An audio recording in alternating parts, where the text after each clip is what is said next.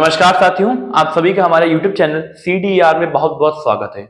दोस्तों, हमने पिछली वीडियो में पढ़ा था कि इंटरनल रिकंस्ट्रक्शन क्या होते हैं, कंपनी का पुनर्निर्माण क्या होता है, टाइप्स ऑफ रिकंस्ट्रक्शन पढ़ लिया है। अगर आपने हमारी वीडियो को अभी तक नहीं देखा है तो फटाफट हमारे प्लेलिस्ट में जाइए और पूरी वीडियो आपको लाइन से मिल जाएगी। और आज उसी क्रम में, उसी सीरियल में हम अगला जो लास्ट चैप्टर का आपके बुक का लास्ट चैप्टर का लास्ट पॉइंट पढ़ने जा रहे हैं, एक्सटर्नल रिकंस्ट्रक्शन और उसके ऑब्जेक्ट। ये दो चीज, क्योंकि इसमें बहुत ज्यादा चीज नहीं होती है, उसमें मेथड थे लेकिन इसमें कोई मेथड नहीं होता, बस सीधा फंडा ये है।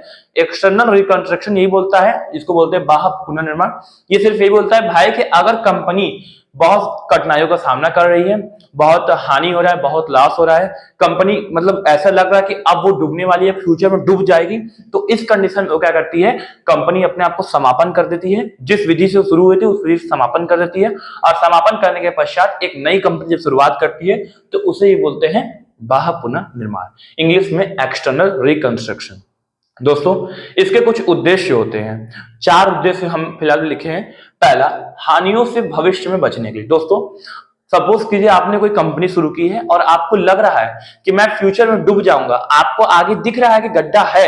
अगर आप पहले से अलर्ट हो जाएंगे तब तो वो गड्ढे से आप बच जाएंगे, लेकिन अगर पहले से आप अलर्ट नहीं, जो गड्ढे में जरूर गिरेंगे। तो वैसे ही कंपनी है, कंपनी हमको दिख रही है कि आगे डूबने वाली है, बहुत बुरा लॉस हो जाने वाली है, तो पहले ही से हम क्या करेंगे, एक्सटर्नल रिकंस्ट्रक्शन कर देंगे और उसके हानियों से बचाने के लिए हम क्या करेंगे, बाह्य पुनर्निर्माण फिर से शुरू कर देंगे। दूसरा,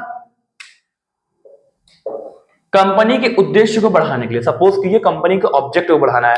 पहले कंपनी का लक्ष्य था, उद्देश्य था कि 50 लाख का पर ईयर इनकम होगा, टर्नओवर होगा, लेकिन अब उद्देश्य है कि कंपनी का हर साल 2 करोड़। तो इस कंडीशन में क्या करना होता है, कंपनी को नया रूप देना पड़ता है। तीसरा, रजिस्टर्ड कार्यालय को एक प्रदेश से दूसरे प्रदेश जाने, मतलब सपोज कीजिए कि कंपनी चाहती है कि अब हमारा कंपनी क्या है, हमारे देश की जगह विदेश में, फॉरेन में चले या कहीं किसी और स्टेट में चले, तो रजिस्टर्ड कार्यालय मतलब उसका और कहीं हो, तो ऐसे कंडीशन में क्या होता है, बाह्य पुनर्निर्माण होता है। और लास्ट वाला है कार्यशील पूंजी को बढ़ाने के लिए।